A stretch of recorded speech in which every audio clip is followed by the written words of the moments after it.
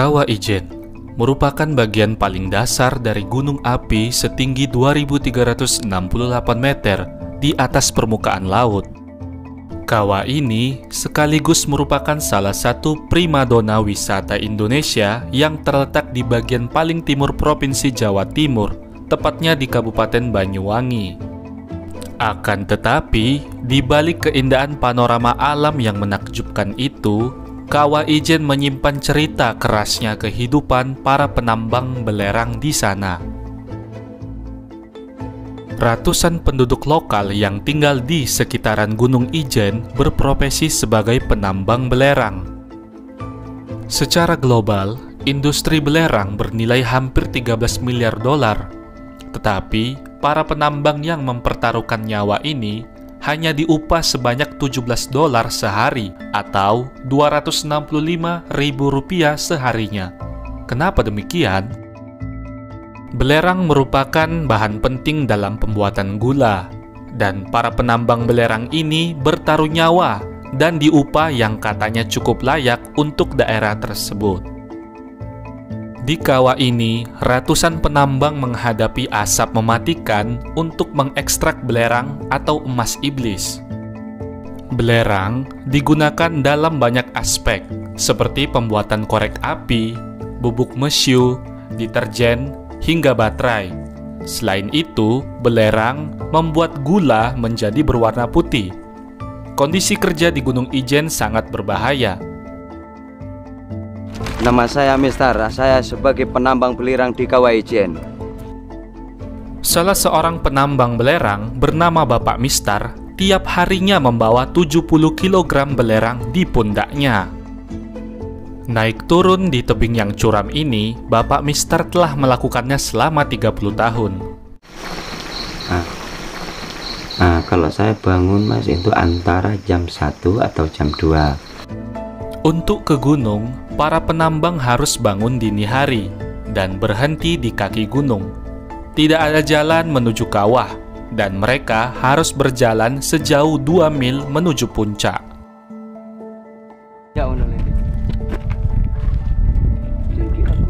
Hanya bermodalkan keranjang dan linggis, mereka turun ke bawah sedalam 1000 kaki dari puncak. Di sini, para penambang menghadapi lingkungan ekstrim gunung berapi. Udara di Kawah Ijen bisa mencapai lebih dari 40 derajat Celcius, dan mereka bekerja di dekat salah satu danau gunung berapi paling beracun di dunia. Tapi itu asamnya seperti asam baterai, itu memang berbahaya. Nanti kalau kena sama misalnya mulut sama gigi, dia rontok, ya kan, berbahaya. Dia bisa membunuh juga kalau sudah masuk ke dalam.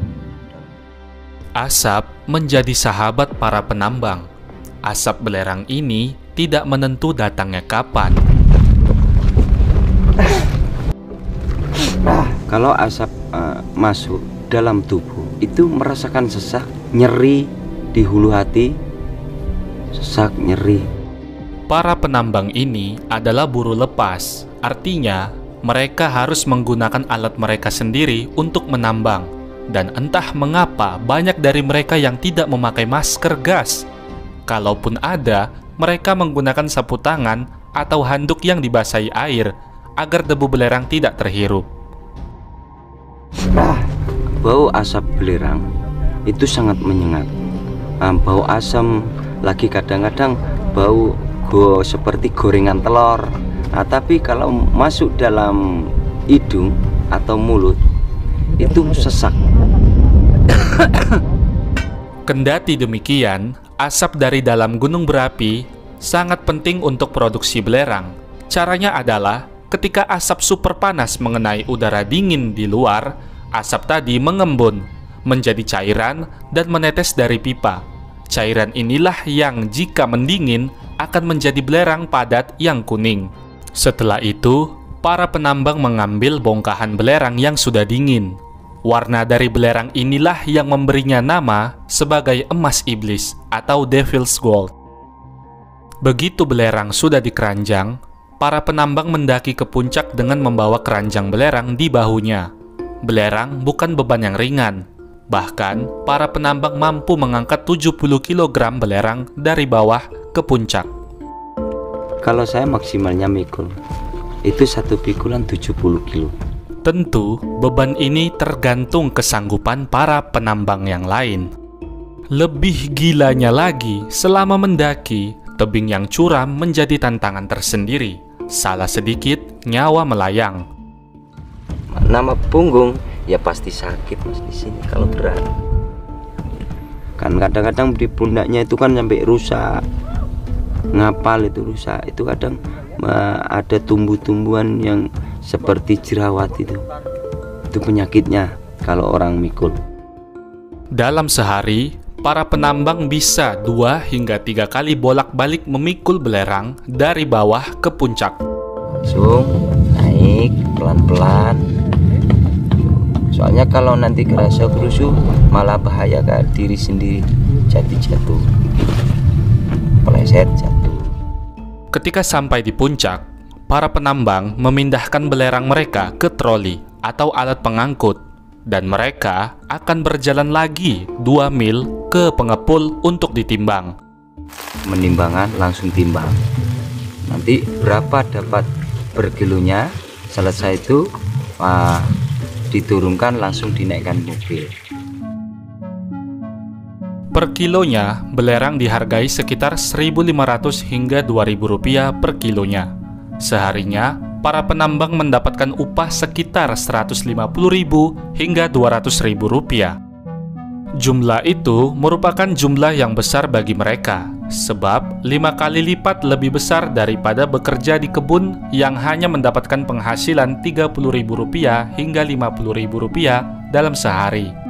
Alasan inilah yang membuat kebanyakan dari mereka tetap memilih menjadi penambang belerang, meski banyak ancaman bahaya dan resiko yang harus dihadapi setiap harinya. Sore hari, Bapak Mistar pulang ke rumah untuk makan malam bersama keluarganya dan beristirahat. Di sini kita bisa bayangkan bagaimana Bapak Mistar memikul kehidupan keluarganya sekaligus memikul beban berat di pundaknya. Pak Mistar serta teman-temannya belum tentu menikmati pesona keindahan Kawah Ijen dan alam sekitarnya. Bisa jadi karena tiap hari mereka melewati wilayah ini, hingga mungkin saja sudah tidak menghiraukan lagi. Kita tidak tahu yang pasti. Sebab mereka inilah para lelaki perkasa di balik kekuatan otot-otot di tubuhnya, serta di balik kerja keras yang penuh dengan resiko ini. Tujuan mereka hanyalah satu, demi mencukupi kebutuhan hidup keluarganya. Saya Jukri Fadil.